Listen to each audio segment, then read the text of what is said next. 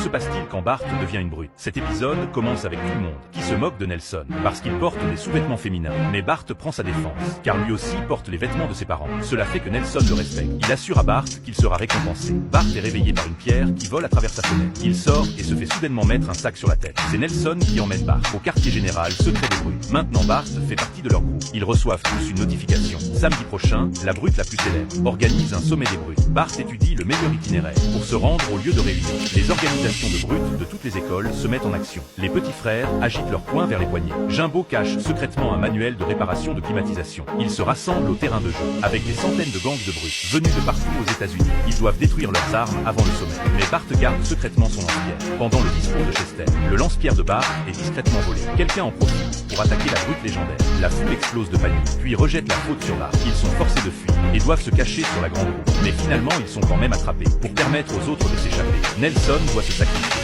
Il retourne sain et sauf à Springfield. Mais bientôt les motards recommencent à les attaquer. Heureusement, Homer les aide à vaincre les brutes une bonne fois pour toutes.